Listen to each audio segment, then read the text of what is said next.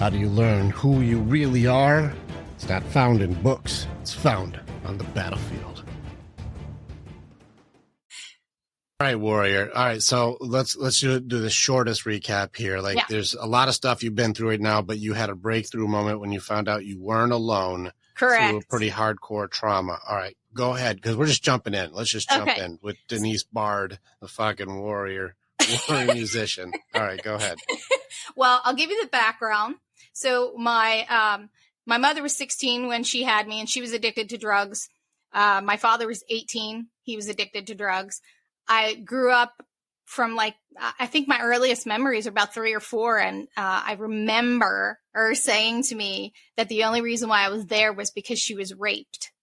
So I had that growing up, to live with and stuff. So,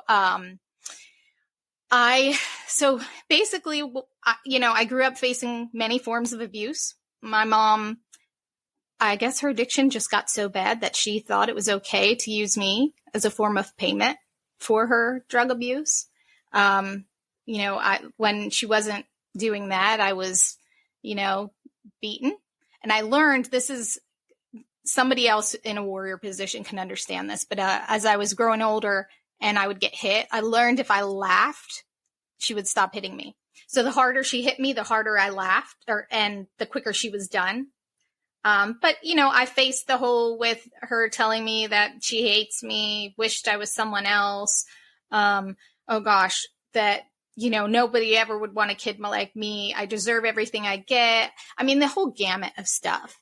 But the kicker that started me to really make my move into professionally speaking was about, it was a couple years ago when I went into a Zoom, not even a Zoom, it was an online group for abuse survivors.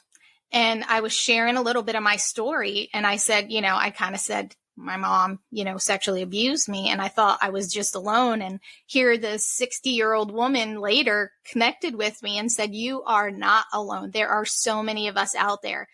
And it did. It took me 6 months to kind of swallow that and was like, oh my, I don't even know where to go with this. I had to really sit with that and kind of figure things out. I mean, it was great to hear, but it was also something where I was like, oh my God, what do I do now?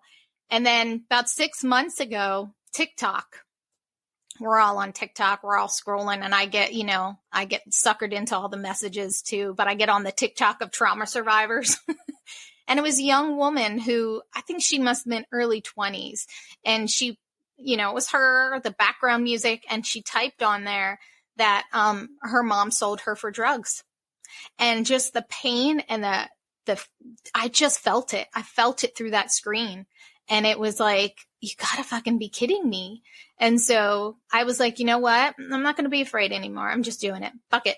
Let's go. Let's dive right in. And I just started, not being afraid to talk. I started to share my story even more, and I wouldn't leave things out. Well, depending on the audience, I would kind of gauge as to how much or how, little detail I was, but, that I would share. But no, I am, full force now. I think nobody else should feel that they are in the dark or alone on this island, that there are plenty of us out there with, ways of coping and dealing and, all that. We have a lot to unpack in that already, but as far as when you started going in through coping, I know that you said the one thing, laugh at pain, so that way that person will stop. We'll also get into a lot of mom stuff, I have a feeling. Oh, yeah. So what was your coping style? How did you try to deal when you had all of this damage going on? What was your survival system? Well, it's interesting because I recognized it more so in middle school, but when hindsight came, I actually had done this probably all the way. For me, I just wanted a mom. And so I think in my mind, I could tell you when I was in middle school, I was so hurting and so wanting parents or a mom so bad that I used to cut out pictures of soap opera stars, because back in the, 80s, I put them in my wallet and I kind of walked around as if they're going to come rescue me and that's going to be my parents. I had them on my wall. Then it it came to the point where when I was 14, I went to a nonprofit shelter for runaway, abused, and homeless youth.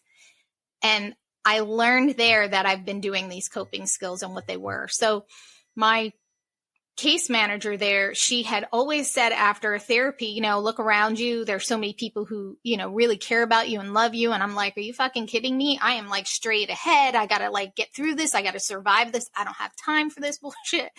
And after every time she would tell me the same thing. And I don't know, one day it just clicked. It was, she wasn't telling me to change my perspective on what was in front of me. She was telling me to shift my focus. And so I realized that that's been even till today, I shift my focus. And so when I did that, I recognized that I was latching on to teachers without them knowing it. And in wishing that they would take me home and rescue me. So when I was doing that, I was daydreaming about it. So when I was home and the abuse is going on, I would just think, nope, this is where I'm going. It's just a matter of time. This is what my life would be like. And I would go to sleep with those thoughts. That was what can get me through the night so I can sleep. That was a coping skill. And then as I was younger, hindsight 2020, looking at it when I was younger, the first teacher was my third grade teacher. And at the end of school, I remember I wrote her a letter telling her how pretty she was, how she was my favorite teacher, and that I wished she was my mom. And so I recognized going back that I was searching so hard for moms that I kind of fairy taled in my head what it would be like. And it's kind of what I did. Anytime I got into that situation of heartache, because, I'm 48 and I still there's that hole in my heart for a mom. It just sucks. And there are times where it just wants to swallow you freaking whole. I've learned to kind of not keep myself in that hole too long. But prior, it was the only thing I could go to was what would my life have been like? What ifs? Like dreaming of what it could have been like and where I would be now, I'd have a mom to go to. I have 2 kids. I'd be able to go to my mom. These coping skills, followed me into my adulthood. And that's one of the things that I think we're always afraid to talk about because they're so childish, and as adults, when you face trauma, there's no childish thing. It's what helps you to go through things. So for me, when I was growing up and I had a lot of this abuse, it was like I would go into my head into these, like I said, these storylines in my head of, okay, I'm going to be rescued. This is going to be my mom. She's going to love me this way. I'm going to be taken care of. My room's going to, I went into full detail of what my room would be like. I used to draw pictures. That was a lot of coping. And then with the hitting, it was just survival skill. It was to laugh, get hit, just laugh. The harder I laughed, the quicker it was. Just the quicker it was. So it was, and then you can't escape those, when they're mentally and verbally abusive to you, you kind of can't escape except again, go in your mind and think about, those fairy tales. I always hated the word fairy tales because it made me think that I was crazy. So when somebody said that to me, I'm like, no, I am not crazy. Don't call me a fairy tale. No, this is my, I wanted to call it something different. I didn't want somebody to say it's a fairy tale because I'm not. Do you want to know what it's called? What? Do you want to know what it's called? I do. So what you were doing was bargaining. This is in your grieving system, your negotiation system that you had inside your head was a bargaining system. And people underestimate bargaining all the time. When you're going through grief, usually people, they have to go through denial, bargaining, anger, and depression. And people know anger real well. And depression you can spot from a mile away. But bargaining is interesting. So bargaining, even in this book I'm finishing right now, it's connected to one of the enemies within, which is fear. And fear and bargaining are actually on the same system, but it's interesting because you wouldn't think that. Right. Fear is the what ifs if things were to go wrong. Bargaining is the what ifs if things were to go right. Oh. And so it's on the same scale of imagination and creativity, which shows you have a high creativity, high imagination system because it became the go-to for your survival system. Yep. But you were living in a fantasy world that you were creating as an escape from reality, which can arguably be on the denial side of things, but you had to survive by creating a reality that you could survive in or even thrive in. Yeah. This also, I got a couple questions for you. Sure. When you started getting attached to different people, did you find yourself becoming more of a people pleaser or even in some cases codependent? Absolutely people pleaser. I felt like if I was really good, they would want me. It was like I had to be good. I had to be what they wanted. What do I need to be what they wanted? Now I say that, but I also went through this stage where I was awful. Like the 6th, 7th, and 8th grade, I was freaking awful. I was not good. I was seeking attention and nobody was giving it to me in the good ways. You're in middle school. And I found that I was getting this attention by getting in trouble and getting detention and staying longer with that teacher. And do you know what I mean? So I went through, I want to be good, but you're not listening to me in middle school. So what do I need to do? So, Notice me. Yeah. And I mean, that was awful because I was not the person that I am, and I wasn't the person that I used to be, but it was probably one of those stages in life that it was just, I don't want to say natural progression, but I think it just fell into that where that was, how do I say, a midlife crisis within my childhood.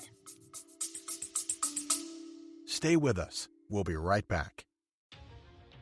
Warrior, thank you so much for being a part of the information that we have. And you're part of our story as we are a part of yours. It's very much an honor to be able to connect with each other. If you want to know more or you want to get started with working with me or working with our warriors so that you can begin your path to authenticity, strength, leadership, and accountability, this is the way. Together, we are way stronger. Now you get to choose. Do you go forward or keep doing what you've always done? If you stay where you're at, hey, click on some of the stuff and follow what it is. We got motivational stuff. We've got podcasts. We've got more things. Just subscribe and do the stuff and we'll keep you updated. But if you want to start going in, start jumping into what our programs offer and start your journey and being the hero in your own story.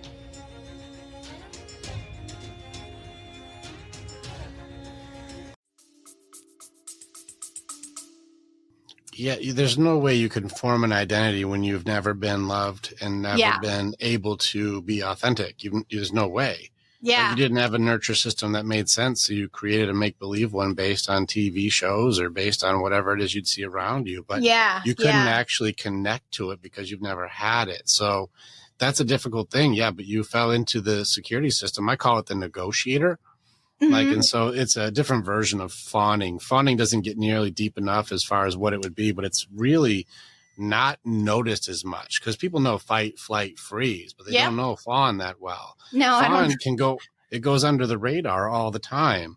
And it's the one where like you'll move towards a dangerous scenario to try to kind of control the wild emotions of another person, or you'll try to, you're the one you feel responsible for the way somebody else is being. And so you try to make it so you'll sacrifice something from yourself so that they will somehow either be calmed down or be okay.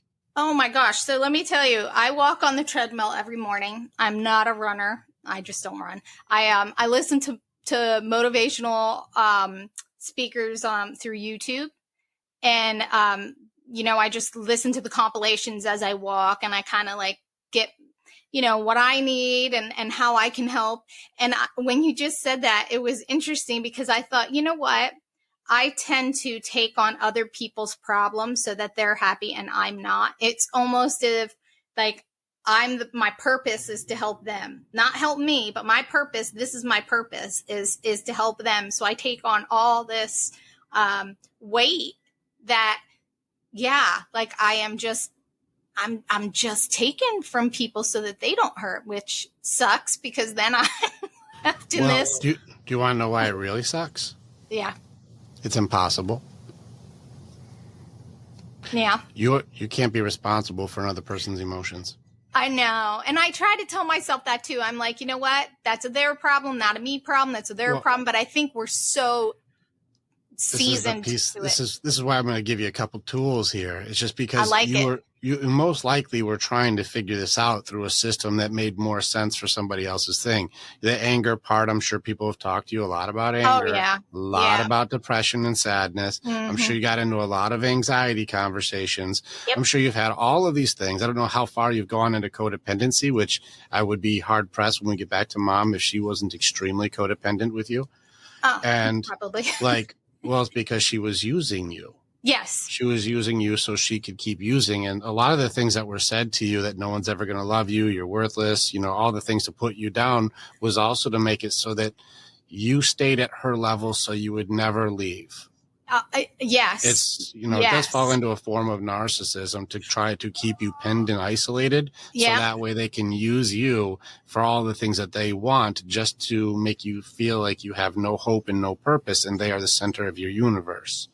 Yes, she was definitely, she hits the narcissistic and gaslighting.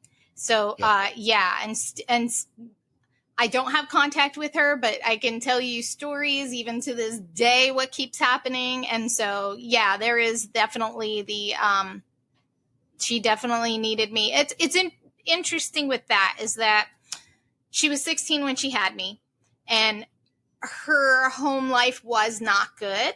I mean, there's a lot of, my grandmother, she has 5 children, not all the same fathers, kind of one of those. I went into kinship care with my grandmother when I was 4. So I spent from 4 to 12 back and forth, coming into there, my grandmother was very, she was manipulative and very, controlling.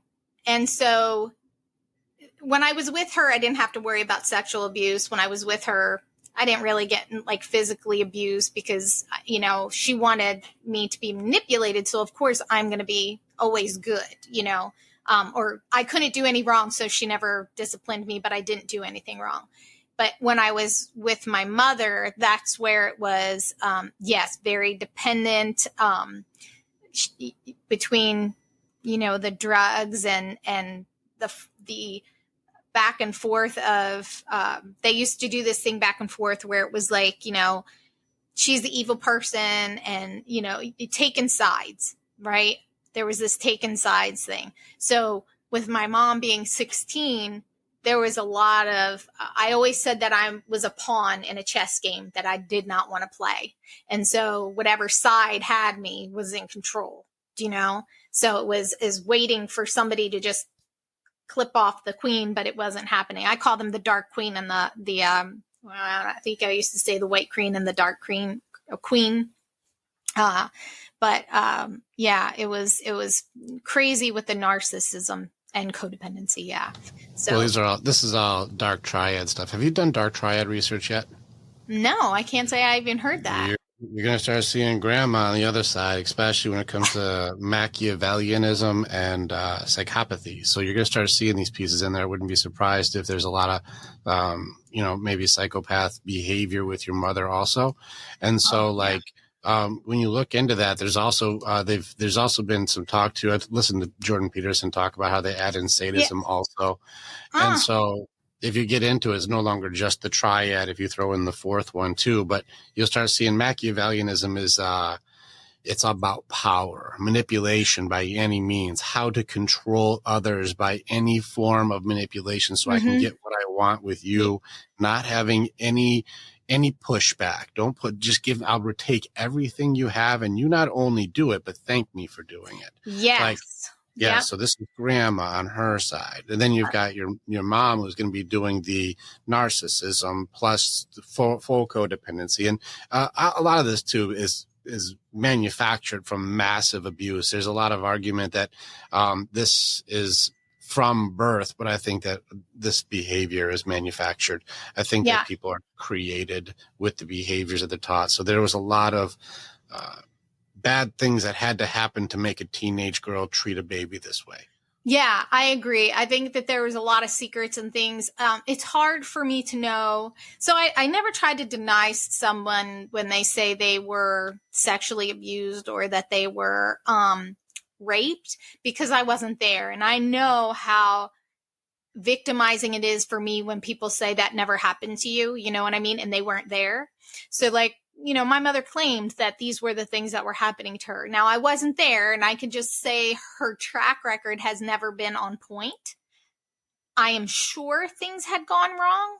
I would have to assume, but I can't deny what she said. But when I there's definitely some things that had gone on probably a couple generations, but I can only speak on mine and then what I saw in that household. But yeah, I was definitely brought into a very chaotic and abusive home as is. So I was the surprise that came along. And my father, his whole side of the family denied me, which was fine because they had their own issues and he was a heroin addict. So, dealing with one parent was probably enough. I didn't need to deal with the second side of it. Plus, she had taught me that he was, that he raped her. So for my whole life, that's what I only knew.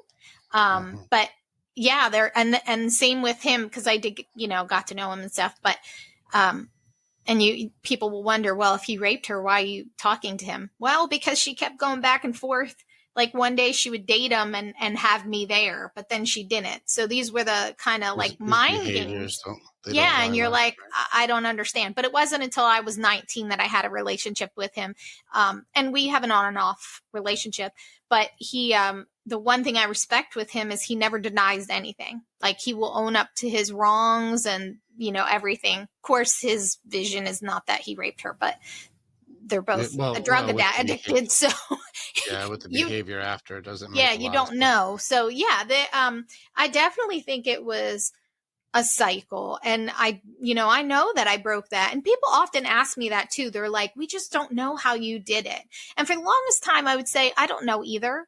But the truth be told is when you were talking about coping skills, that's how I did. That's how I did. How did I do it? I had to work my ass off in really weird situations, but that's how I did it. I mean, it was not, this is, God touched you and now, he helped you. Don't get me wrong. I have a good faith, but I also know that I worked my ass off to get where I'm at today. So would you say, like, I'm just a curiosity for your survival system on this with this system.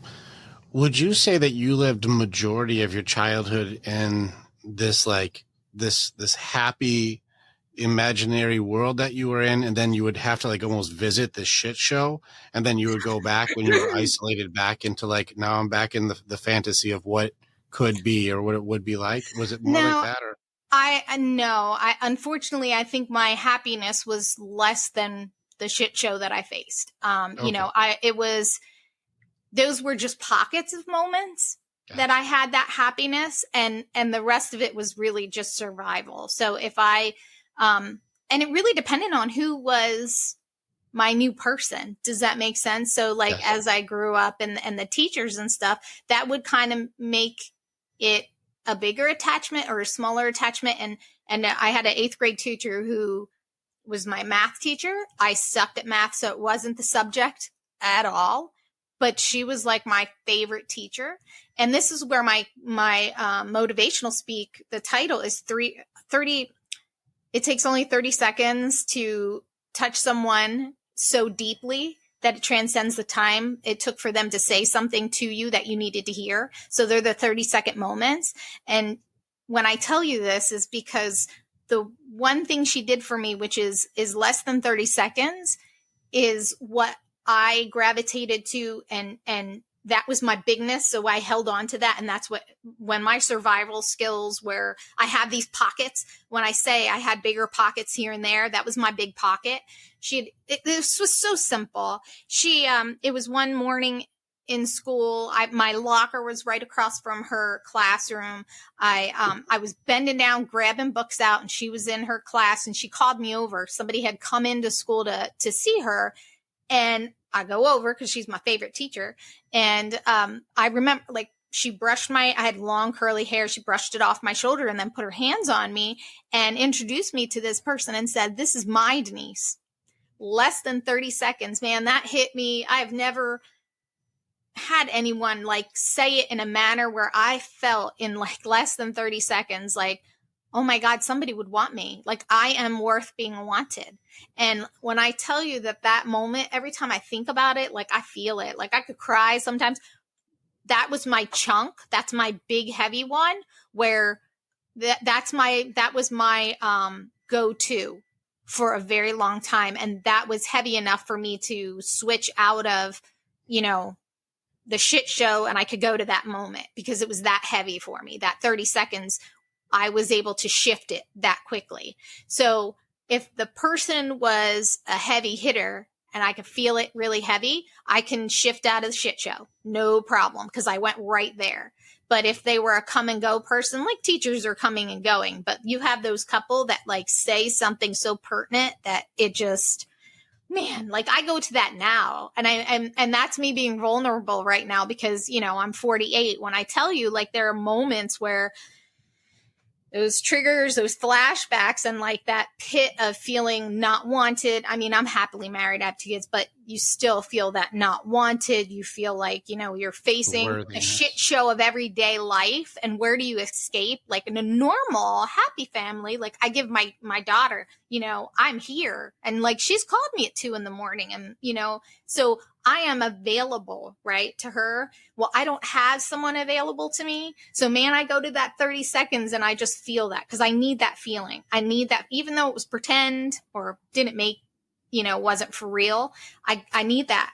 So I can shift out of my shit show quick if I need that 30 seconds to be heavy, So it really depended on who was in my life at the time that I gravitated to. If they were a heavy, like if I don't know, if I had this really strong attachment to them, doesn't matter what the shit show was, I can, shit show, here I am, but then there was other times where there was nothing, And so it was a constant every day. I went into a group home when I was 14. I remember walking through the door because it was the first time I had ever felt safe, like truly, truly safe in my life. And when I tell people that in my speech, I'm like, it's very hard to put into words what that feels like unless you have felt fear of every second of every day. Like you're afraid to go to sleep at night. You're afraid to wake up in the morning. These are fears, right? It's an everyday. That's where I was with shit shows, where I couldn't escape that. But those few people that came in and gave me that, so she was one that helped me to be able to escape quickly. I can like shift that anytime. And today, I mean, that's sad, not sad. It's just, quite embarrassing at 48, but I understand that it's not my fault. It's what I needed. There's a lot of things. I also see your defenses you still have up for this. Like, cause you're doing this for safety still. And I'm just going to say, for me, you don't have to do that because I see you. Like I see you. You don't have to guard me, but you've been doing that even in this. We're like, it's sad. I mean, it's not sad, and this is why I'm doing it. And well, it's okay because, and that's fine. And this is why it's okay. And I'm like, well, you don't have to do that. Well, I think you know what it is. When you've talked mainly to people who have not been through, you kind of, that's how I think that's how my mind is. Like, I can tell the story, but I always have those little, because you know that it's making, Denise? What's that? Are you protecting them? I am. Yeah. I am. And I will say, it made, I had somebody say to me that, and this was somebody with the nonprofit, a donor. It wasn't somebody in the nonprofit. And they're like, that was really hard. Like they were saying that, what did they say? It was very raw. That was a lot for me. That rawness was a lot for me. And so when I've heard that, I started to go, oh, nobody understands. You're trying to protect people who can't handle reality. Correct. Yeah, and it's, yes, because I have, I used to do this speech that was, I told people, yeah, my mom sold me for drugs. Yeah, my mom used to hit me. She used to tell me she hated me. But that selling for drugs, man, people you can see them. Like, you can see the whatever. And it was like, I could talk to you. I could say it and not a problem. But yes, I was so trained as I've gotten older. And I think more so because now I'm starting to talk. And so I haven't had the ability to talk to a lot of people where they completely understand, in the rawness. There's a group, but, I've been speaking to a lot of people who are wanting to learn, maybe starting to go through the process of trying to heal. And you can tell when it starts to get them where they're like, they shut off. I have a friend who shuts off, like just shuts off. So it's almost as if I'm trying to just take baby steps with her, just baby steps. You're the negotiator. Yeah. She's going to surrender. That's freeze. Yeah. Now, it doesn't mean she's not listening or doesn't care. She's actually absorbing a lot of information and doesn't know what to do yet. Yeah. Oh, absolutely. She's coming around. And she was, she's been my friend since I'm a year older than her. And her mother and my mother were best friends. And, were. So I protected her a lot. Yeah, you and still do. And still do. Absolutely. And so she's heard some of my things and she's like, I'm so proud of you. And if I say I'm proud of, like, I'm proud of you, you're doing a great job being a mom. She's like, that means so much to me. And I'm like, you're doing this. And she, she has said, you're where I want to be someday. That's great. Let's get there. Right. So yes, you're right. I mean, I think we do it. I think I do it naturally because this is just the way I've been. It's part of the negotiator. It's still part of your coping mechanism is that you have to still protect and save everybody by altering or sacrificing yourself for them to be okay. It's still the same system. Yeah. Yeah. I think you might be the first person that, that I've talked to is like, I don't care. Just say it. Just say it. Well, not a lot of people are trained to be able to handle somebody's unload. Especially when it comes to being able to take on somebody's nightmare situations. But when I tell you this is my side gig, the podcast that I do, this is just what I do when I'm not actually doing what I do. But I have people come and see what I do when I'm really working with people, and I'll go right into hell. I'll come get you. And if you're like, I'm burning right now, I'm like, I know where you're at. I'm on my way. I don't read a book. I don't tell you from a credential point of view. I'm not giving you a map for I'm reading a GPS on the telephone. I'll be there in an hour. Have your shoes on. Yeah. We're walking out together. I read something somewhere. If you want to know a survivor story, don't read it in a book. Go ask a survivor. Well, the intro to this is that the answers that you're seeking are not found in books. They're found on the battlefield. Right. And if you're trying to find out who you really are, you're going to get it by going through the trials, not by reading about trials. Correct. Yeah. I think part of I thought to heal, you had to forgive because every book said that. Forgive and I'm who? going to, Forgive who? The abuser. Like, people would say to me all the time, and you would read in there, you have to forgive who's abused you. No, I don't. And until for the longest time, I was like, I can't heal. I just can't do it. I can't heal. I'll never heal because I will never forgive. And then I was like, you know what? No, fuck it. I do not need to heal. I mean, I do not need that in order to heal. I told somebody this. Somebody was talking to me and they're like, just recently too. And they're like, I just can't forgive. I'm like, who told you had to? Well, you read these things. I said, stop reading. And then I'm like, they said they watched somebody and they're like, oh, well, they said you really had to forgive. No, you don't. No, you don't. Like, I am a firm believer. That is one thing. Do not ask me to forgive that. I do not forgive it. I won't let it control me. Like when I said, here's the thing with healing. I said, I don't need to forgive someone. I just learned to not allow it to control me, and I'm still learning. I'm still that's going to be a work in progress. I don't think I'm ever going to get to the holy shit, I did it. But I think that's the thing. Do you want the missing piece? Of course I do. it's not about forgiveness when it comes to some of these things. There's a degree of acceptance that you can get for what is, but you don't have to forgive. I also agree with you. The things that happened to you, they were monstrous, but it's not on you because of what happened, because you were just a little girl. You were a little kid. You were supposed to be protected, loved, and nurtured at this phase.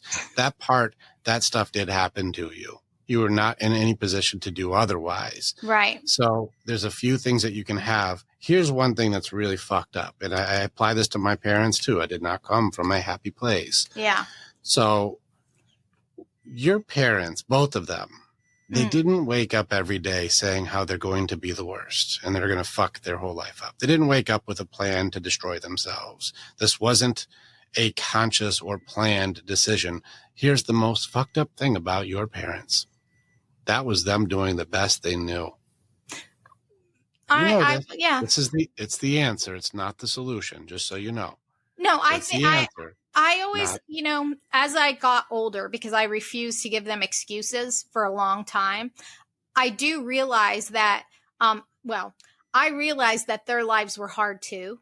I do, because I heard some things, as you grow up and you hear different things and you for me, I started to recognize things. Once I kind of removed myself from a lot, I started to recognize and I can see where things were. And absolutely, I mean, I broke a cycle, and I always hate that word too. Oh, you broke the cycle. No, I'm just not going to be that. You destroyed a generational curse. Yeah. And so, but I also don't want to give them an excuse for that and the reason why I always say that is because, if that were the case, I should be doing it to my kids too. Like, because I had a shitty childhood. Well, I got it, but in my belief, there's some room for, you have to kind of I always say we all have choices, whether we want to see it or not. We do have choices. Now, some of us might be able to see them better than other people. For me, I feel like that's what it was. Like people say, oh, well, God put the right people in your life at the right time. There's some truth in my belief that there is that, but even if it wasn't, there was something that I was able to, break that cycle each of those times. Because what happened to me, like statistically, I should either be a drug addict, an alcoholic, a prostitute, and I should be dead. And at 14, I did try to take my life. That I attempted at 14, and 2 other times, contemplated it very heavily. But at 14, I took a bottle of pills, crushed them up in water, and I started to drink. So, I mean, I know that they had a lot going on. I wasn't finished because I'm not giving them an excuse. Oh, okay. Sorry. I can tell you've had a lot of influences come at you from a lot of different ways. I'm not used to people being I usually the talker to people. So this is kind of it's okay. I'm learning things. I'm going to take this. I'm going to run with it. No, that's good. No, you're you call me on my bullshit, which is good. People need to call you on your bullshit, right? I mean, that's challenge everything. Yes. No. So the part to say that they were doing their best, this is not to say they did good by any means. Yeah. And it's not an excuse for them. It's an understanding and acceptance of them. That was them doing the best that they knew, is not to say it's okay or you should forgive or that everything is fine now. It's fucking not. It is not okay. It's not forgivable, and I'm not going to, but I can accept that that's their best, which means I'm not going to give any golden stars to people who are completely inept. Yeah. They do not have the skills. They had no business having a human. But the one thing that seems constant when it comes to babies like yourself when you were a kid is that there's no such thing as accidental babies. There is definitely a such thing as accidental parents. Yeah. Yeah.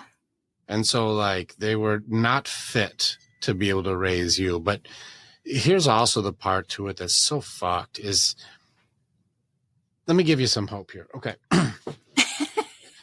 When it comes to the evolution that we have to go through for our belief systems, there's 4 major pieces that we have to go through in order to get to a higher level of ascension. And it's very, very difficult for each level. Okay.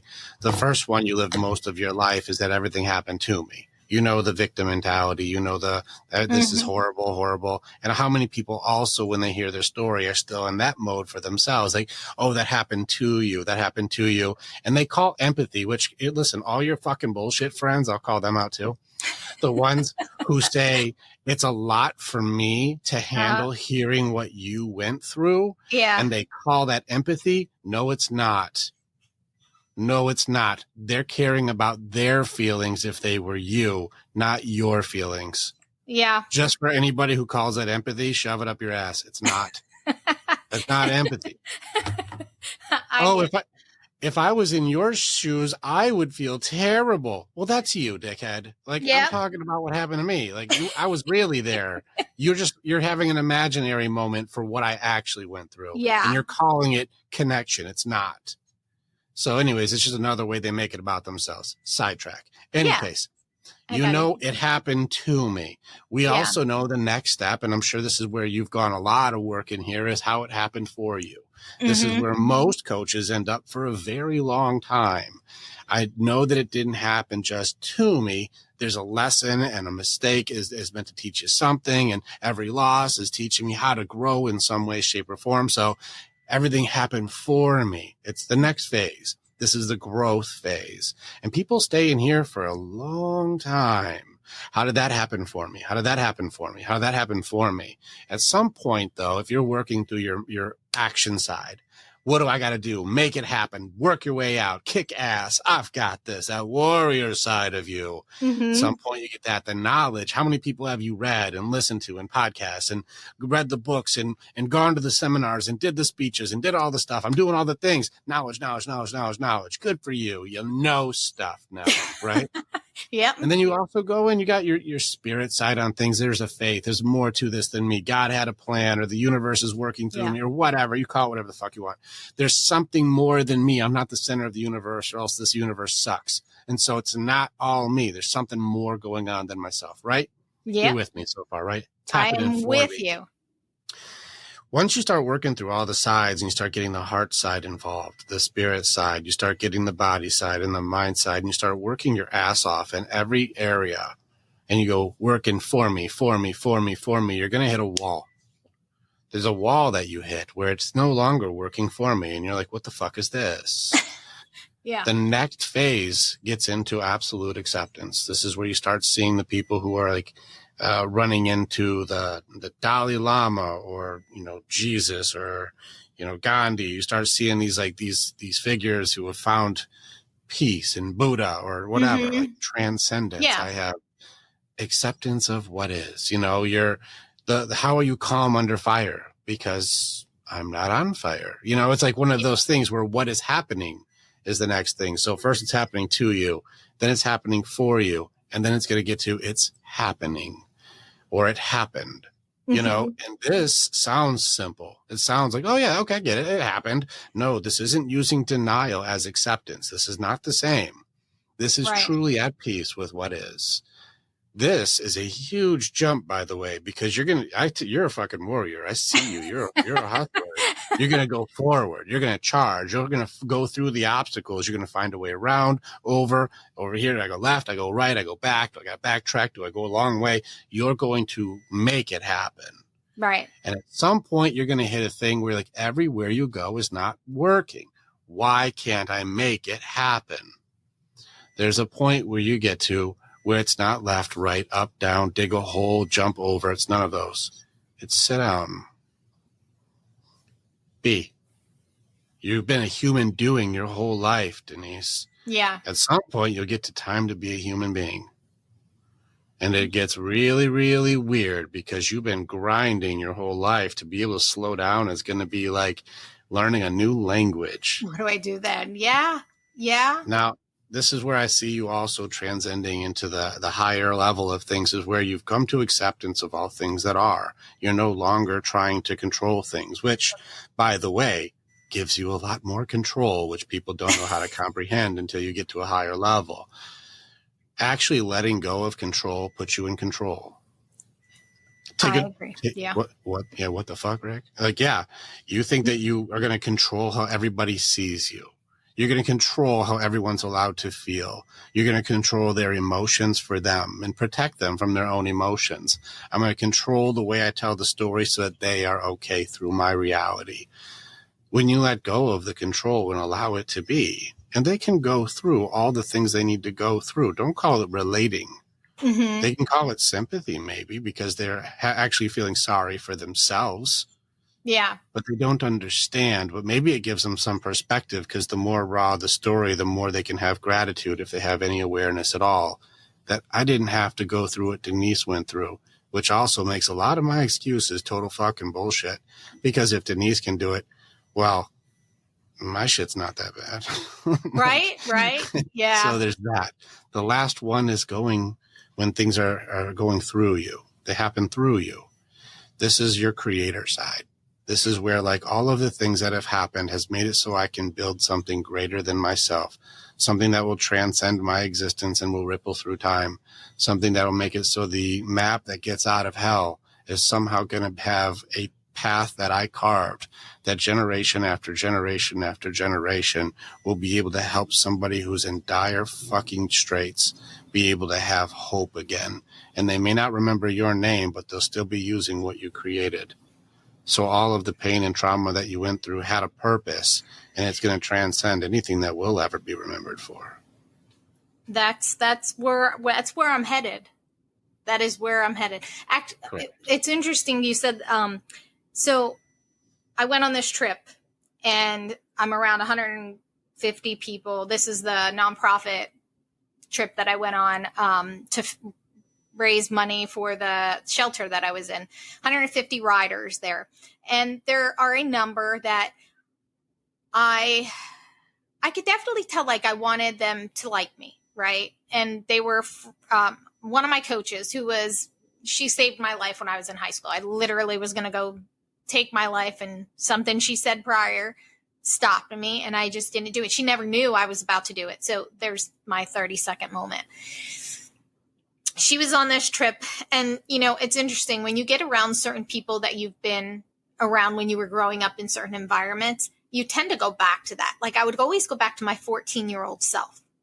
And instead of, like, approaching everything as 48, all of a sudden I get into that group with these people, and here I am 14 again. And I've worked hard to kind of come out of that. And for the most part, I don't live around there, so it's been easier for me not to go back and revert.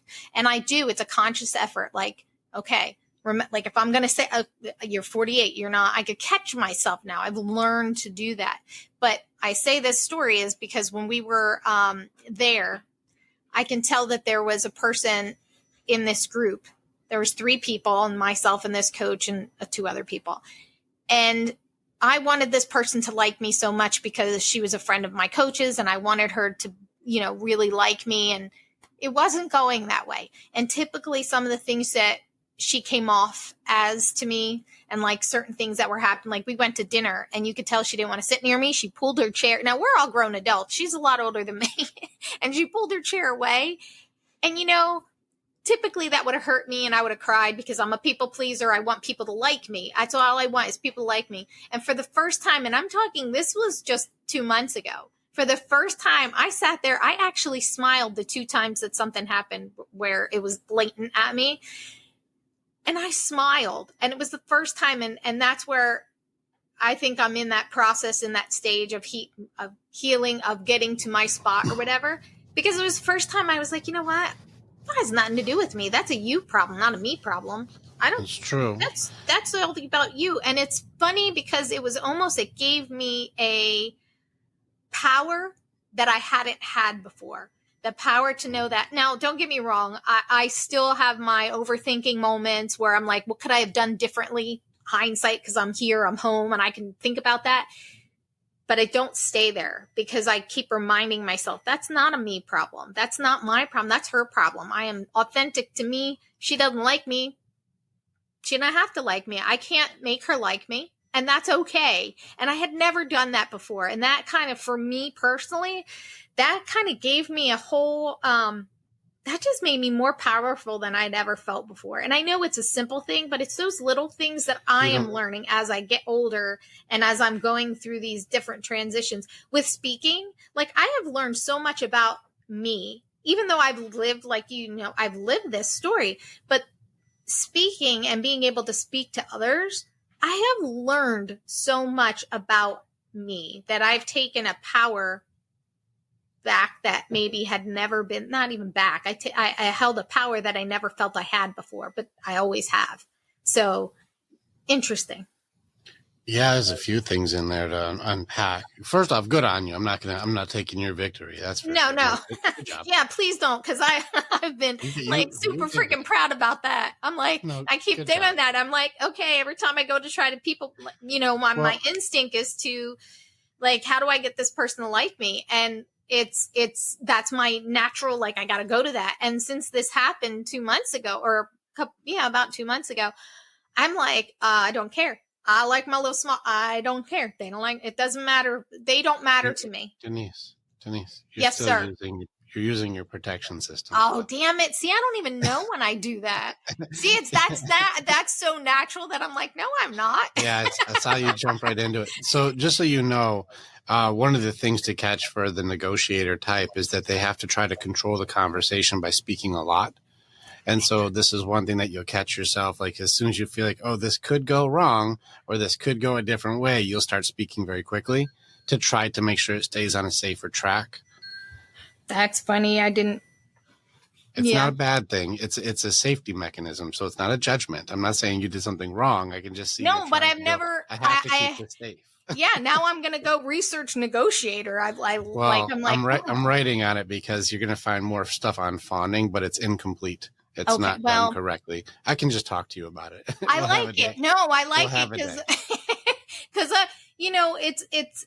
I said this to somebody recently. I said I'm learning and growing as a person, but I'm not where I want to be yet. Sure. Like I have come a long way. I am proud of myself. I am proud of all the things I did, but there's so much more for me to do. I have a really close teacher friend. There's a couple, and she's always like, oh, I'm so proud of you. She came from a very horrible background. She's in her late 70s, but came from a really bad background. And she will always say to me, oh, you're so far ahead of where I was at your age. You're so far ahead of where you were at my age. I'm like, yeah, but I'm still not where I want to be. I mean, that's great, but I'm not where I want to be. So I'm not done yet. I always tell her that. I'm not done yet. You're not done yet. No, I agree with you. Oh, you're so good. I'm like, no, I'm not done yet. Can I ask you a couple questions about this thing? You're doing a very good job of having the correct answer, but I do want to get a couple of things underneath it. This lady, when she was doing that, you were trying so hard for the external validation of somebody to like you, and this is a natural piece for a lot of people, especially when we talked with women. Just so you know, like, you ever see my video where I talk about the 3 basic needs for men? I don't know if you've seen this one. Yeah. For guys, it's funny. Guys want it's hungry, horny appreciation. We're simple. We're monkeys, but just tell us we're awesome, cheer us on, and rub our bellies. We'll do whatever you want. We're very simple. It's nice. Now, women's is not as glamorous, and I've seen a lot of ones that talk about women's shit, and I wish it was something fun like Prada, Gucci, Louis Vuitton. I wish it was something great. It's not, though. The reality is you've had a lot of the basic needs for a woman has been messed up for you. Yeah. The first one is obviously the reassurance aspect. That's safety and security. Well, that was all goofed up for you, and you've had to try to negotiate to create safety security by controlling the people who are supposed to be your protectors, who were actually your persecutors. That, runs along lines of Stockholm Syndrome, but we'll do that in a different way. The other part, though, is the second part for women is approval or acceptance. Now, I wish it was for men, but it's not. They want to be chosen by a good man, a high values man, not a value man, high values man. They want to be chosen. But beyond that, most of the approval system comes from other women. And so they want to fit in. They want to be a part of the group. They want to be liked. And that's very important to a lot of women. They don't talk about that very much because that's not as glamorous. That's not very fun. Right. That's why women, though, when they bully, they do social and reputation demolition. Mm-hmm. and they destroy each other's, who they are, so they don't fit in or they're not good enough. And that's why they do that, is because acceptance is such a major part for women. It takes a village, that whole thing. Yeah. Then the last part, and this is the part that's being manipulated pretty hard these days, is hypergamy. Now, you did dodge the bullet on this one, because we aged a little bit out of this one, because nowadays they've turned hypergamy into a weapon. But hypergamy just means, how do you choose a partner? Like, how do you know what a good partner is? And this has been really, really messed up. But we'll get into that. It's a different conversation. I want to stay on the acceptance one a second. Thanks. Let's get into the second one. You wanted the validation. I want this person to like me. And you created a thing inside of your head that I'm going to work so they like me. Mm-hmm. And even that by itself, it's hard to argue authenticity if I'm going to be doing something for approval. Right. So that by itself is like, maybe we're not being authentic yet, because I'm trying to be something so I'm liked by someone else. Mm-hmm. Well, true authenticity does not require another person to like you, because you just be you, and it doesn't need anybody else to like it or not like it. It still is. Yeah. And I am right at that stage right now. That's where I'm at. Like, I think that's what kept me silent. That's what kept me not doing what I want to do, because I was always worried about what would other people think and what would other people say. Even and funnier, it's not what other people think. It's what you would make up other people think. Yes, no, that's true, because that's exactly true. I make the stories up in my head so that I can, I walk into a room and I scan the room. I'm prepared. Like, I want to always be prepared. But yes, that's exactly that. Like, I have learned that it's what I'm telling myself. What am I telling myself that they're thinking? It's still in my mind. I still always think, oh, what are they thinking? What are they saying? Because that's just kind of my nature of how I think. But I am currently at this stage where I'm learning to, I don't want to say not care, because that's not true, because I do care. But at the same, I care more about me now.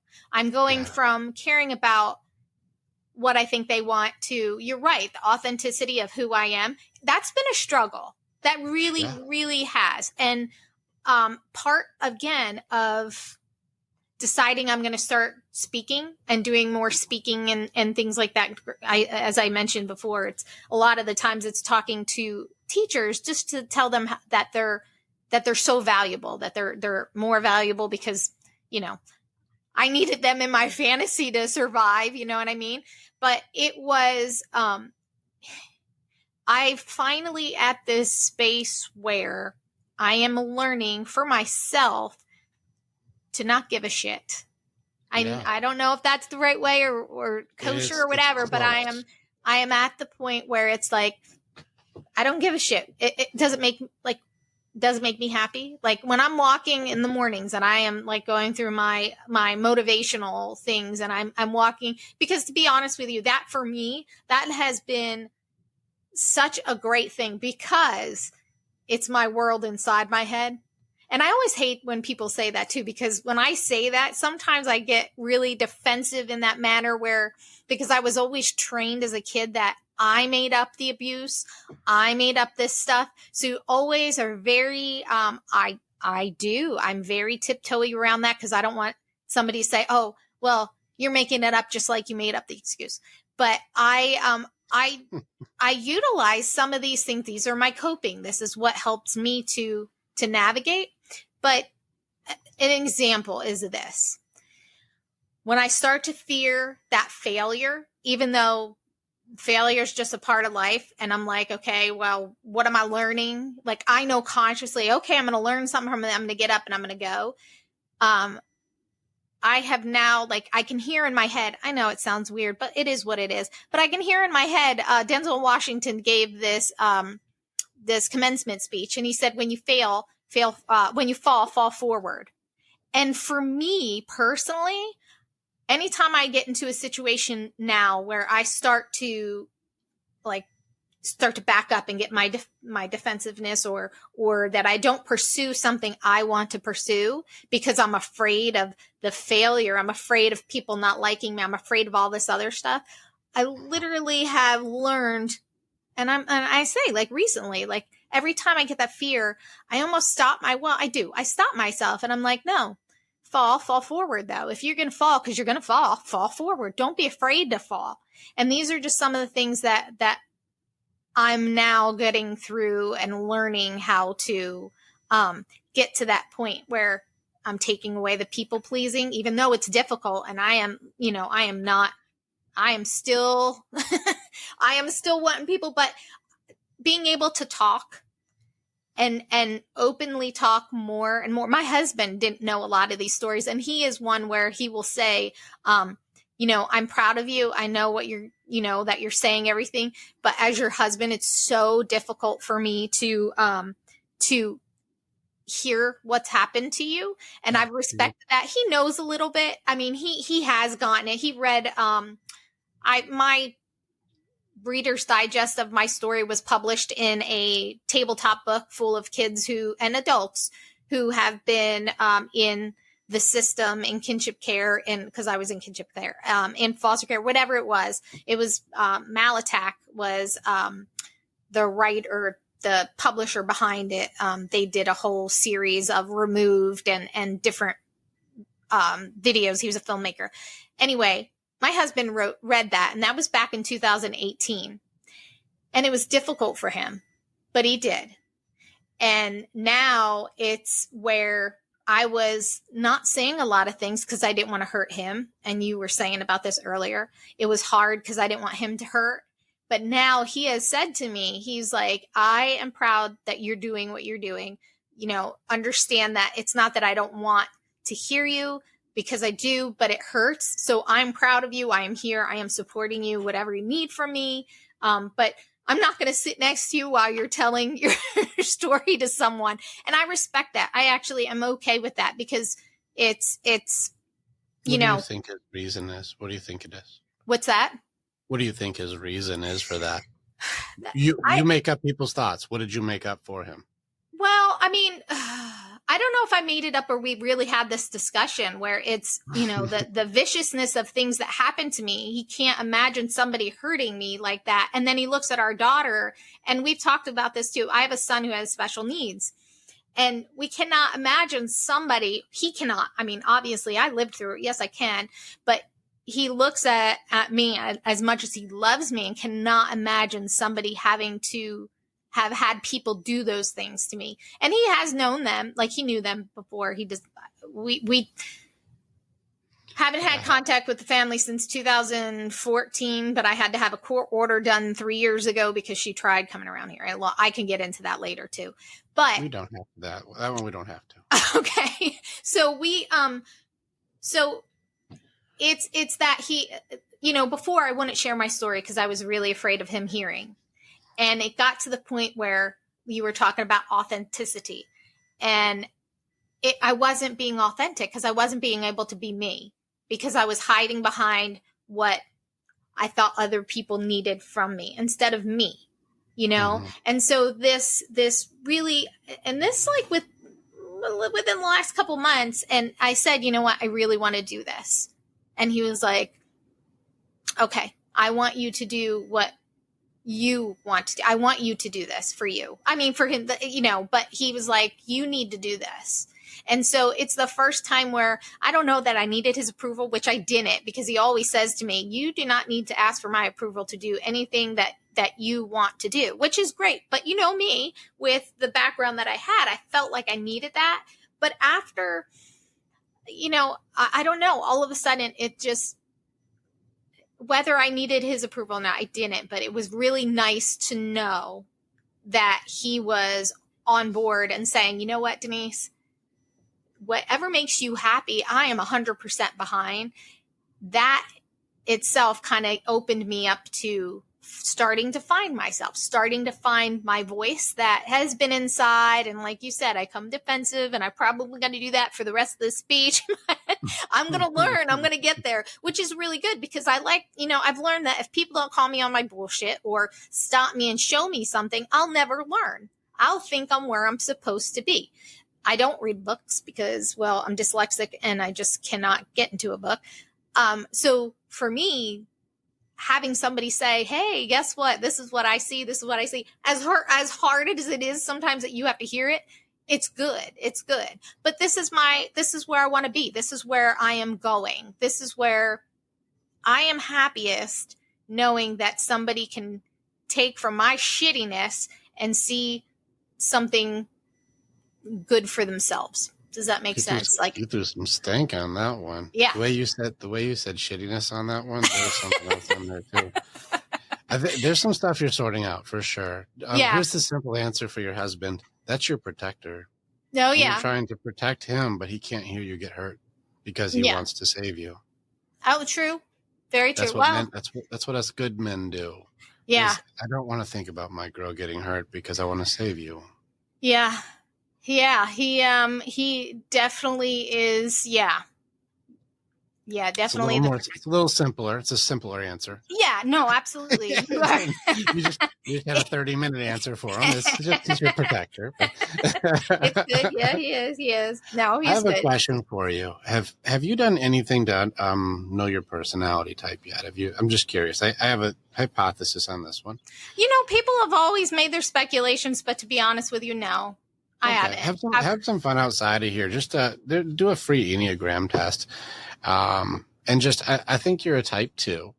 I was going to say the number because somebody else, I'm like, is that the number thing? Because somebody might have said something about 2. It's a helper. It's the helper type. Yeah. It's the person who, they're on the heart side. You have a big heart. Yeah. And you're on the heart side. And they seek external validation. But also another thing with type 2 is that people oftentimes really struggle with is that they sort by talking it out. That's pretty much me. Yeah, which a lot of times the more that you talk, you'll end up finding your answer you're seeking, but you have to talk it out to get there. And there's a lot of people who don't understand that. And so you'll see people get judgmental, which then you try to curb the way that you're sorting because you don't want them to feel bad. So you change the way that you process, which slows down your processing because they can't deal with it. And so then you're a little bit more stuck, but you still need to get it out, but you don't have anybody who can really listen. But then they start creating their own thing and probably turn it into their thing. And then you have to listen to their stuff and then you stop working on your stuff. It's tough. It's a rough system. Yeah. And there's a very few people who can go through where you're going, at least keep you going on one track because it's tough because 2s will stack. And a lot of people stack. They'll stack like even what you just did. You did a monologue with 6 different things. Yeah.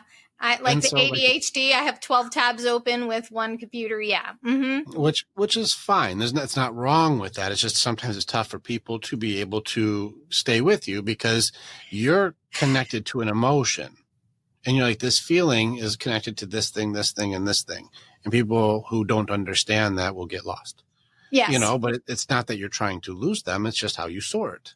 Yes. My best friend will say anytime I'm talking, and I could be talking about anything, but we talk about this too. She'll go, focus. Like that's her cue to me. Focus. But that's her trying to control your sorting process. Right. Oh no, you're right. Yeah, you are.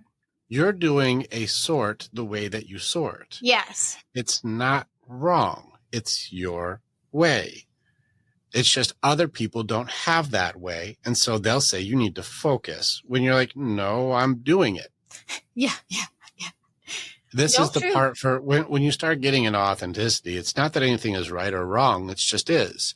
But some people have a judgment about what it should be, which makes you feel like you're doing something wrong when it's your way. Right. And this is where, like, sometimes let me ask you a question too, and it's probably already a rhetorical question. Have you struggled through your life and you're working really, really hard to get better at it with healthy boundaries? Oh yeah, for sure. Sure. Yeah. Classic. Yeah. all my helper types, those big-hearted helpers, they will do anything for anybody, even at the cost of themselves. And it's been like that since you were very, very, very, very little. Yeah. And so you've been sacrificing who you are to make other people feel happy for so long. Holding a healthy boundary seems like you're going to be throwing love in the garbage. And you know what? Something did happen about 2018. And, I was trying to help other people and not protect myself. And I got, man, yeah. And you know what I learned from that? Because again, I do learn. And somebody, a good friend said this, when you can remove yourself from it and you can look from the outside, you can start realizing what it was. So when I removed myself from it, I realized, oh my God, I was like in this thing that I should never have been in, but I was trying to help somebody. And that was my always thing. I would say, well, she needs somebody to help her and she needs no. And it wasn't until I removed myself that I saw that. And as shitty as it was, because I was really bad, it killed me. As shitty as it was probably one of the best things that happened, because that gave me the ability to see that, yeah, I really have sacrificed a lot for other people, and that cost came to me. So I have learned over those couple years to keep my circle small with the people that make me feel good and that I'm good with. So I don't have to, there's no expectations from the friends in my group right now. Well, there's still expectations for loyalty and betrayal. Yeah, but I mean, not as your husband. There's still rules. Yeah. No, you're right. But I mean, there's no that other friend group was like, you have to drop everything and be here and I'm in my 40s and this happened. So I mean, there's something to say when you're you're accustomed to abuse and it looks like normal. Right. And so again, I mean, as shitty as it was, I'm thankful that it happened because it really taught me a lot about me. And I have learned, I still have probably a long way to go with boundaries, but I'm working on them. I recognize more now than I had ever. Prior to that, I never really recognized. If somebody said, oh, your boundaries, I'd be like, yeah. But do you know what it means? I'm not messing with you. Do you know what a boundary means? And this isn't me being shitty. I'm really in my opinion is, where are you going to affect me? Like for me, for boundaries, when I think of boundaries, is are you crossing into my comfort zone? Are you making me? That's my boundaries. I mean, I'm sure. And there's possibly other people would think. You don't have to protect me. I'm okay. Okay. No, I mean, no, not to protect you. I am sure that with each of us, we may see boundaries as different. I have learned that my boundary. What is a boundary? Like, give me an example. Well, I mean, if I give you an example from that other time, for me, it was for what? Yeah. Yeah. Go ahead. Okay. Go for it. From that friend situation, it was like, it was, I need somebody to come here now.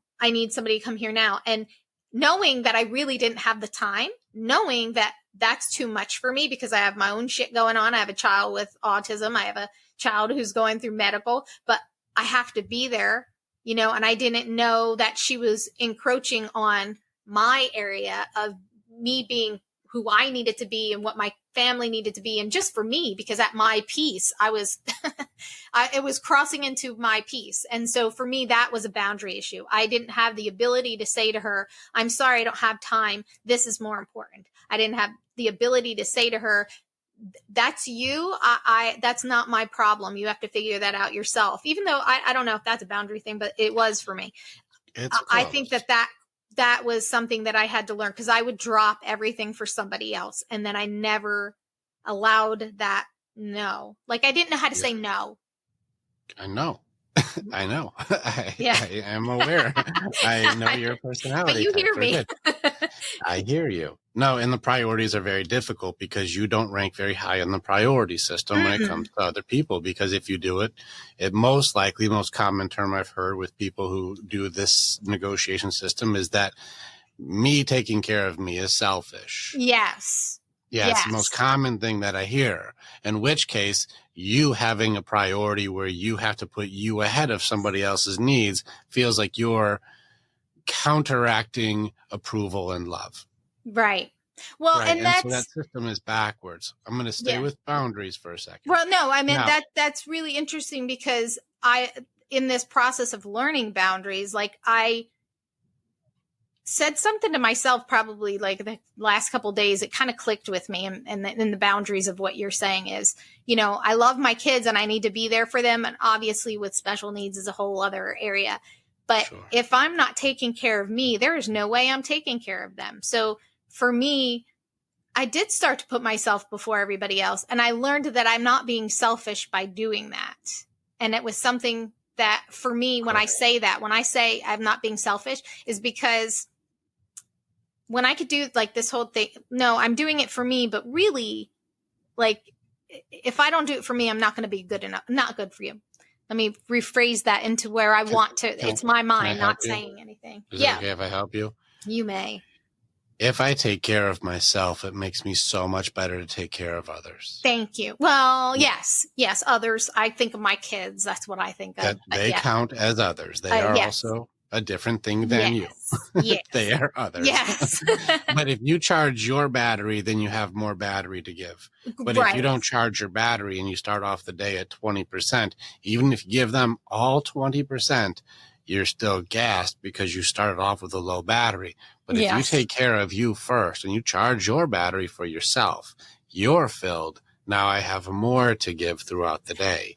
People do not understand that at first because they call it selfish to charge your own battery. Yeah. But you become the best mom, best wife, best friend, best speaker when you take care of you first. Yes. And I am learning that. I'm not where I need to be yet, but I am definitely learning that, especially with my kids. My daughter's 19, she'll be 20, and my son, who has autism and other medical needs, he's 7, he'll be 18 next month. And he's going to be living with us, for the rest of our lives. And I need to be recharged. I need to be up to speed. I mean, he's easygoing. Well, it's not he's old enough now that you can still go like, hon, I got to take care of me for a little bit. Well, and okay. I think that's the thing. I think that's key too. I think that helped and played a role into what I'm doing now. I'm doing something for me now. Not that I shouldn't have been able to do that before, but that mentality of, the sacrifice, the sacrificing you for the other person. Yes. But I think I'm at that point now where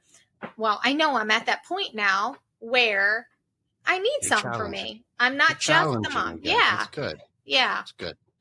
Let's help you out a little bit.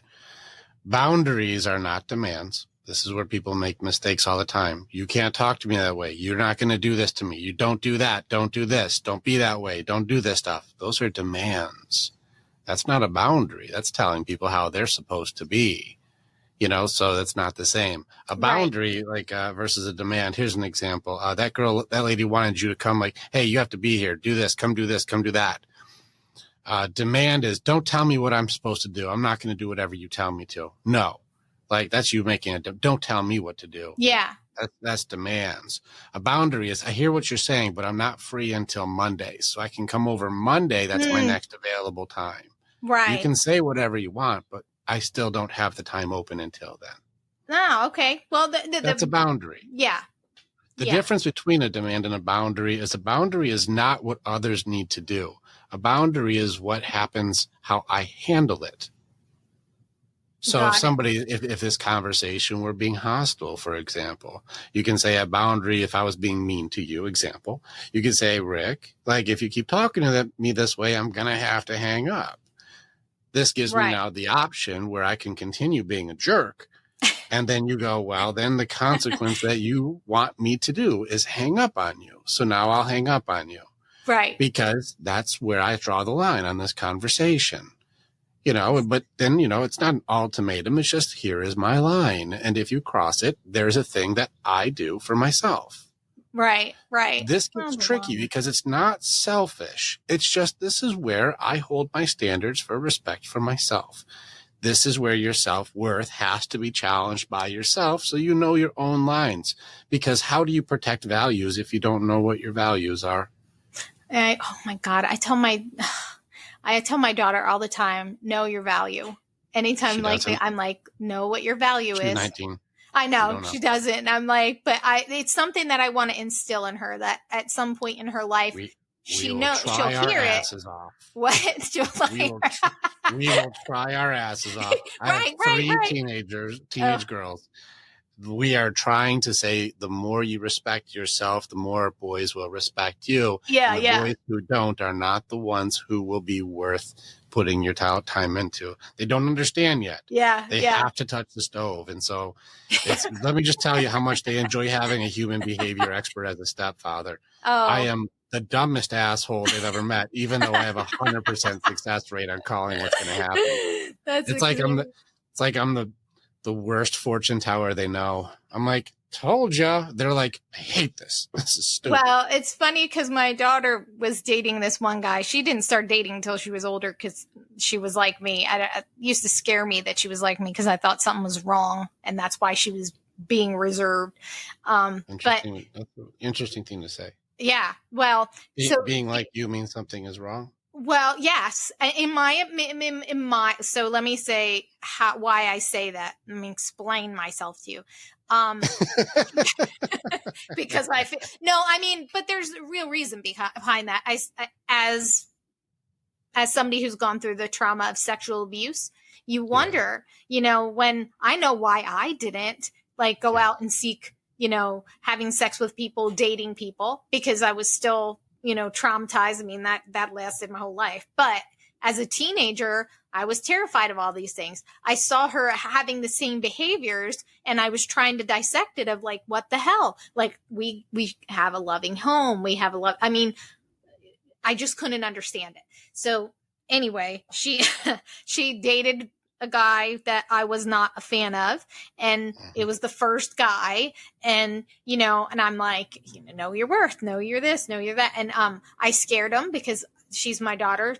They have to fear me more than my husband because of my shit that I went through. I will go to war with anybody to protect my kid. Is your husband not that guy? Oh, he is, but I'm vicious. You're loud. Loud. I will. Yeah. I am. Listen, there's no denying you're not fucking tough. I'm not taking that away. You're tough as nails. There's no question. You're very, very tough. I'll give you that. Yeah. No, but if my husband, fighting a grown man, you're not going to do as well. Well, yeah. I don't know about that. I've got a track record, but no, it's not to your advantage. Yeah. No, I know it isn't. It isn't. But the guy that she's dating now, I actually really like him. I say to him, "Are you sure you know what you're getting into?" And he always says, "Yes, ma'am, I do." And I'm like, "All right," because but I. So I'm not denying your warrior spirit. I know. I'm not taking, that's taking one it away from you. Yeah, for one. No, I just say as far as some of these, it's just know your battles on some of them. Because, but there's a lot of bad boys out there. You got to remember too, young guys are in a totally different game, especially with the access to information now. Like, our girls have got to go out with these kids who are literally just porn junkies. Like they think that that's what it's supposed to be. And it's like, hold on a second. Like, this is where I'm with you with know your value, because you don't have to be a porn star because this jackass can't put his phone down. Like, this isn't how that works. Well, it's funny because you said that about my husband, and my husband will always say to her, I was his age. Don't you forget that. Like, I know I was his age. I know what they want. I know. And I'm like, really? That's what I just read the studies. And so if you look at, especially this is where it's tough for girls and boys. It's not an easy. We're tough guinea pigs on this. We had tough shit we had to go through, but we also didn't have to compare ourselves to the globe. And so that's a different thing too. But when they look at what's going on with social media, which we didn't even have that. No. We were in our 20s before that even started. And so that's not even a thing. For them, they was born into it. And so their entire identity is around social media, like Snapchat, which we had our kids get rid of, and all these things. Well, it's tough because when you look at what's happening with boys, what's going on is there's this tick, and this is Dr. Hayes stuff, and so if you look at his stuff, he was looking at the uptick for what's going on with boys and self-harm and issues. It was up 2 or 3%. It's been going up, but it's really little bit. Mostly what boys use their phone for is playing games, like sports and talking to their buddies and porn. It's mostly a mobile porn hub. That's mostly what their phones are. And so that's teenage boys. Just there's something bouncing on that phone at some point in time during any time. So that's just what it is. But there's a lot less social damage is being done. Now with girls, the social damage look like a bike ramp. It shoots all the way up now to the point where self-harm, criticism, self-criticism, comparison curses, like these things are coming up because now they're comparing themselves on a global scale. Like, so it's no longer just your school or your community or, something like that. How do you measure up? It's the world. I am so glad I'm so glad that we didn't have that, because I had that too, and still do every time I go back or I get on social media. I'd take breaks from like Facebook and seeing people from my school age, because I always say like, man, I was in survival mode. I wasn't even able to, but I always, you felt compared, you felt whatever. And I'm so our girls today, multiply that by 1 billion. That's what they have today. Yeah. Well, I'm glad that didn't happen to me. So no shit. This is where we're the guinea pig parents. They're actually, when they look back in history, they're going to watch what did we do. And if you watch things like The Social Dilemma and things like this, people who created these like Pinterest or whatever, like the people who created them, like, no, we had to stop because the algorithms are designed to outsmart us, and they do. And so our kids are born in a world where they are being controlled by an algorithm that's been created to do so. And we, as parents, have no fucking clue what we're doing with this, because we're the first ones to even have this be a thing. Yeah. And I had no clue how to be a parent in the first place. This is just added to my, Let's throw a global comparison onto my children. Shit. Yeah. That's all I need. There you go. That's it. Yeah. Fun game that we're in. So it's tough when you have to try and break curses that never existed before. Like, so props to you. But Thanks. It's tough with our kids going out there and doing this thing. And it's tough to our middle one. She just had her first love, who was young me. And so I'm like, I'll give you the play-by-play on this dickhead. Like, I'll tell you what he's going to do. And honest, I'll just put it on there. I was right 100% of the time. I'm like, within the next 2 months, expect this. Yeah, it looks like this is coming up. And they would be like, we don't want to hear it. And she started crying, like, I don't want to talk about it. And I'm like, all right. Well, she's also the 7 personality type. She's the enthusiast. She does not like bad news. And so only good news, please. Those are the Tiggers of the Enneagram. Let's just bounce instead. Bouncy. Like, they don't want to talk about bad stuff. Yeah. And so when it came to that, you probably have friends like that. Your shutdown friend may even be like that, where I don't want to hear bad things. Yeah.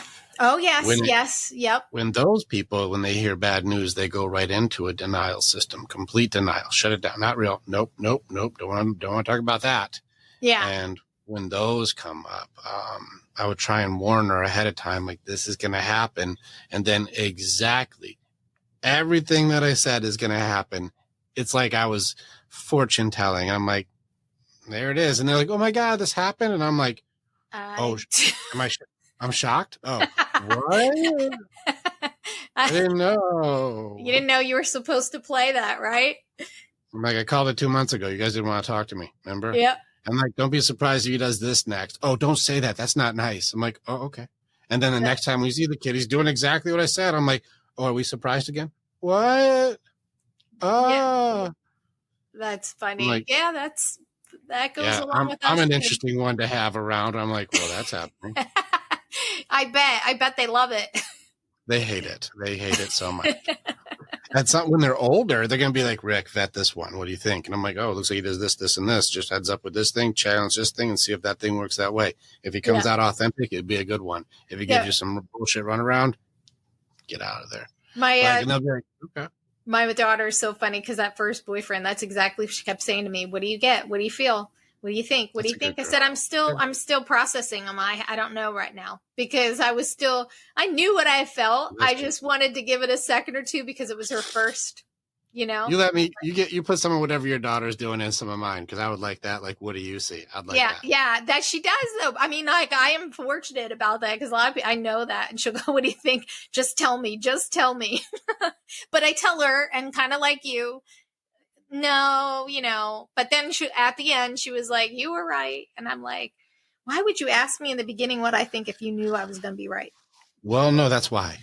Yeah. Well, the thing is when it comes down to odds are, if because you are a people reader, you can probably reach it very, very, very fast. The only downside to your people reader is that you add in their thoughts.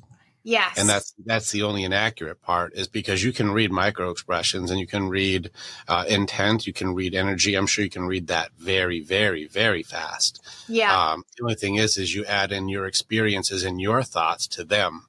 And that's where it goes off the rails, because it goes from intuition to assumption, and assumptions are not facts. Yeah. Oh, that's interesting. Yeah. I definitely have done that since I was little. Like I said, my earliest memories are 4, and I can tell you, like, I just knew, but yeah, I think as I grew older is the assumptions came out, because you didn't understand that so much when you were little. It was more of definitely knew when it was not good. Well, we're going to have a talk outside of this. I'll break down what the negotiator is for you. Yeah, you're going to have to. Because you're going to go, fucking fuck. Like, but it gives you hope, because there's also a very healthy version to do it. All of our coping mechanisms are not dangerous or bad. It's just there's a healthy version and an unhealthy version. Yeah. But you're never shown a healthy version. There is a healthy way to do this. It is very useful, a good mediator, a good person to be able to try and assess different points of view, a person who can find relatability and understanding in a conversation. Very, very healthy things to be able to do, a good balancer. The only thing is the unhealthy version will self-sacrifice for others' emotions. They take on other people's pain as their own. Like, there's an unhealthy version of this too, the people pleasing and over giving, to where you lose yourself for them to be okay. Like, that's the unhealthy version. The healthy version, you stay and remain intact as you, but you are able to find a common ground for people to relate. It's very useful. Yeah, yeah. The common ground is probably where, with the whole speaking, is something I need to learn, because I'm either here or I'm here. And so I would like that, because I want to go to this side, but I also want to be able to be there for these people over there. So yeah. I would work with you on your acceptance. This is the mastery that I would put in your toolbox, where they are is just where they are. Yeah. And you are not in control of where they are or how they handle it or how they take it. They are just where they are, and they're going to have to process that on their own journey. And that's okay. Right. No, that's true. I have all these things all these interesting things today. Yeah. You're close, though. The I don't give a shit and fuck it thing. It's the path to acceptance. It's the right path. It's needed. It's a part of it. I will tell you, that is the most freeing thing to have had. It's so, and you obviously know, but it's so indescribable how I feel finally being there. Like, I can't believe it took me this long, but I needed, it was probably the right place on my journey as I'm going, but man, God, it's just a freaking good feeling to be that, You're taking your power back, and also you're finding your courage. Yeah. Your courage. Here's something to remember. Fear hates courage. It has to take it away from you, because it's the thing that beats it. Yeah. Courage is a thing where you look at something that's bigger, scarier, this is not going to be fun, this is potentially going to hurt, and go, well, doing it anyway. Yeah. Like, the only difficult part with that definition is it's also the same definition for stupidity. And that's what makes it hard. This may hurt, but I'm going to do it anyways. It's a slight difference between hold my beer and hold my Red Bull. Very, very different. Yeah. And so it looks the same until you see the outcome. But. Yeah, that's yeah. Well, the courage is definitely, I'm there. The more, like I said in the beginning, the more I've shared my story, the more courageous I have become. Yeah. No, you are definitely a warrior. I would, my advice, heart to heart, brother to sister on this one would be, keep working towards acceptance. It's not fuck it. It's not I don't give a shit. It's not, forgiveness. It's not grace. It's acceptance. And this is the next phase where you're at, where you can go, I can see that that's happening. and it's happening. That's what that is. Okay. I'm not mad. I'm not sad. I'm not bargaining. I'm not denying. I'm like, that's where you are. Okay. There's a Robert Downey Jr. quote that you'll enjoy. People are going to give you blame, shame, and judgment your whole life. That's what people do, you know. And there's a well, this is a combo quote for you. Carl Jung, one of the quotes that I like from him is that thinking is hard, and that's why people judge instead. It's a good one there. I would actually add in a piece to it. I would say thinking and empathy are hard, and that's why people judge instead. People can't really do it. Yeah. So those ones are complicated.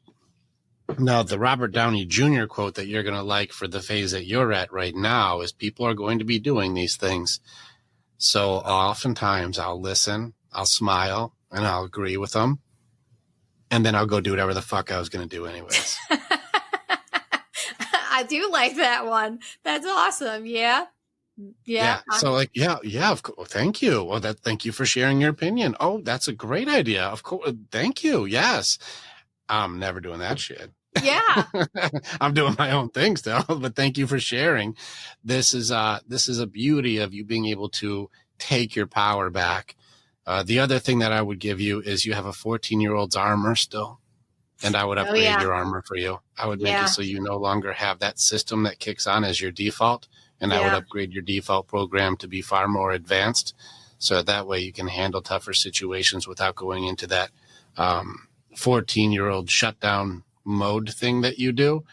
Like, you don't need that. It's bad. You know how somebody called me out on it. It was one of my teachers. She said, you know, you went from this conversation that we're having and you brought up this person and all of a sudden you're talking, because I remember you when you were 14. All of a sudden I hear you like you're talking as if you are 14. Man, that was the most powerful thing I had ever heard. And it made me very, very aware of what I was doing. And that's the work I've been doing for 4 years. I've been working on that. And I recognize it. Although I will tell you this real quick. She came on this trip with me, that teacher. She came on the trip with me and she was my roommate because I have a really hard time staying in hotels and with people, of course, if I didn't know them. And she even like saw that I was going back and reverting into things. She's like, you're actually scaring me. I'm like, please don't tell me that. I've worked too damn hard to not. But it was very enlightening to have the same person who saw me say things at, you know, as my adult age, she's like, you're talking like you're 14, to actually say, I'm watching you now do that as well. And I had thought I'd overcome some of that, but I was never put in that situation again. You know, once you get back in, you know, it's easy to go and progress and learn and do the hard work I'm doing, but you don't really know if it's working if you're not back in the same situation that causes you to revert back. For instance, if I go back to New Jersey, which is where I'm from, I'm on the board for the shelter, but I also get up there and that shelter, which I love and you know, that's my passion there. I know that I have to remind myself, you know, I'm not that kid in there anymore. And I don't have to like gain. I don't have to gain the, you know, I have people who love me. It's not like I'm, you know, but it's interesting, but that's probably where, as I grow, I want to see that as I grow, that's my, that's what I know that I'm on the right track when I don't allow myself to jump back in. Cause it's easy. Like I'm in Virginia and when I'm down here, I'm in my little world and I am who I am. Like I'm not that person from New Jersey. I just want to take who I am now or who I've always been, but I'm starting to be able to be free of it and allow it to be seen in New Jersey because that's who I really am. I'm not that kid. New Jersey, the armor is a little different. So in Virginia, you're going to go into acceptance. In New Jersey, fuck you. Yeah. Oh, yeah. That's basically, that's where my, that's where my second word is fuck. And my daughter, she's like, I am so like you. And I said, that's not the thing you should have gotten from me. Do you want to hear something interesting? It's funny, the connections on the Enneagram. I want to see your number. I think you're a type 2 for sure. The type 2 is a big-hearted helper when you're healthy. The unhealthy version, when backed into a corner of a type 2, is they become like a type 8, which is the challenger type. Oh. The type 8s are one of the most aggressive on the Enneagram. These are the loud, mean, fuck you, motherfucker. The tagline for an 8 is fuck around and find out. That is a side of me. I'm not going to lie. Like, that is an unhealthy 2 becomes gets confused for a type 8 all the time. Yeah. Cause I have I wish a fucker would. Mm-hmm. I'm always like, I have 48 years of pent up rage. Let it happen. Mm-hmm. Like, yeah. And I used to fight a lot. Like, I would get in trouble with police because I was the one that you didn't want to fuck around with, because I didn't care who you were, what you were. Had the system that got attention from doing crazy things. Though. Yeah. Yeah. But there are still parts of me where I'm like, that fuck around and find out is just so there. It's just so deep in me. Yeah. Yeah. I know where you're at.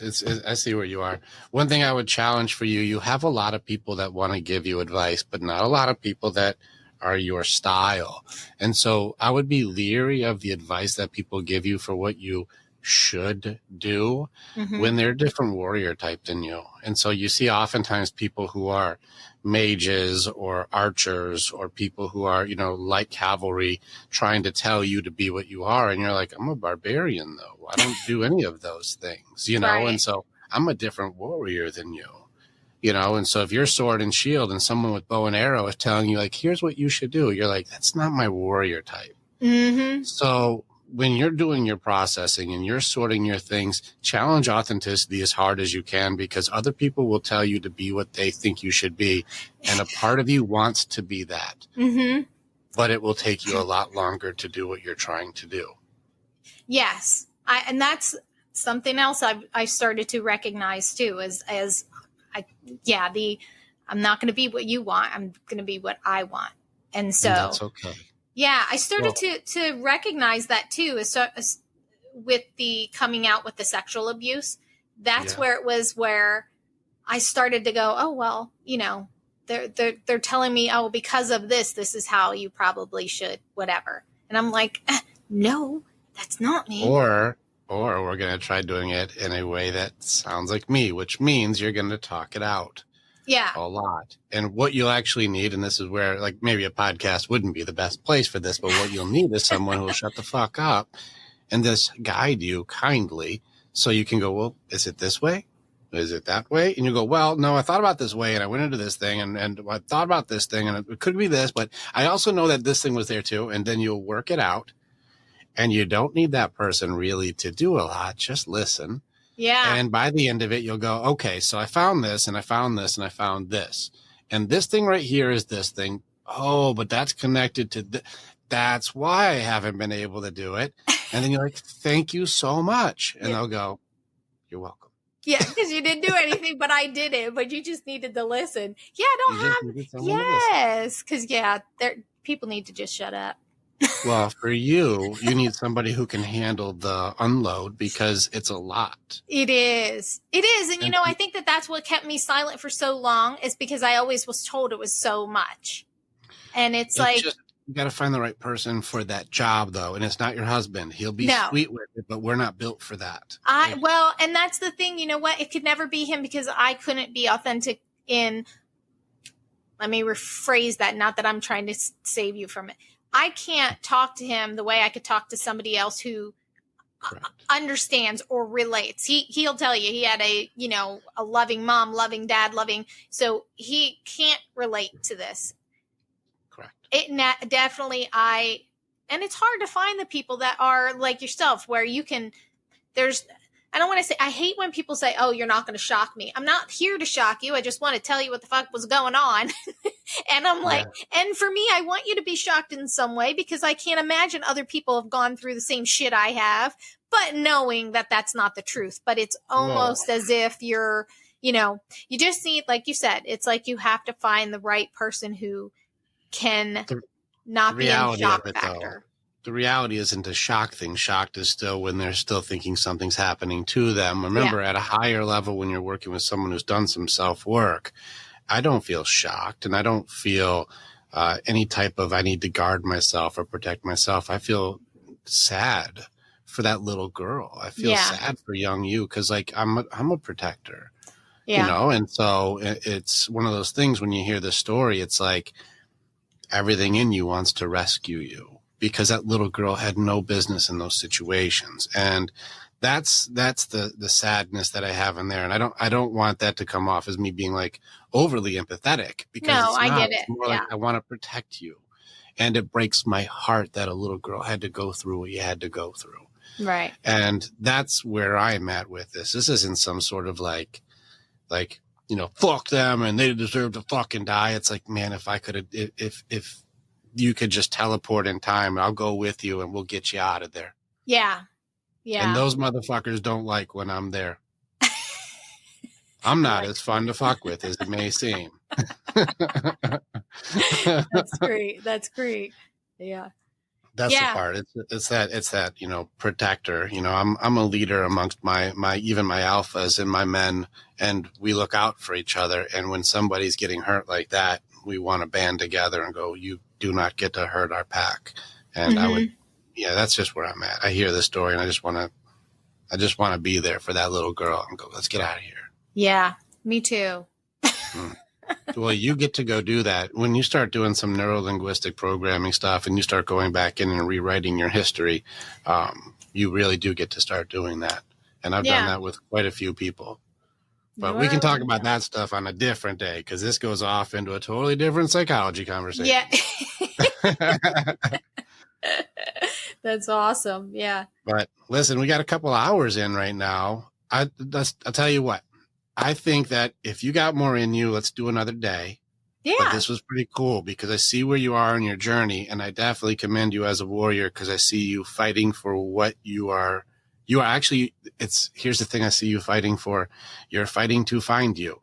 And you're going to help as many people as you can on the journey of authenticity for discovering yourself.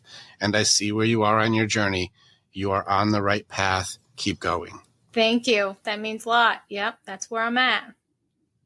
You're on the right way. There's a lot more mountain to go. Oh, yep. The top of one mountain is the bottom of another. Yep. You'll see.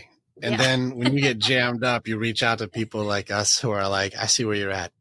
Don't go this way. Go this way. It'll save you 2 years of fucking things up. I'll help you out. Okay. Sounds good. That's fun. Yeah. All right. Thank you, Denise Bard, for your authenticity, your vulnerability, and your courage. Thank you for sharing today. And I feel like we'll do another one again, and then you can help some more people out. I am totally, and this was an incredible experience. You've opened my eyes to a lot of things. Nice. Well, thank you, and I appreciate you very much. Thank you. Let's end it there, and then we will talk again soon. Okay, that sounds like an awesome plan. All right. Click on the button, and you can become the hero in your own story. It's time to start making the choices to change. And the evolution that you're going to do begins with choosing the next step. This is the way. And together, we're always stronger.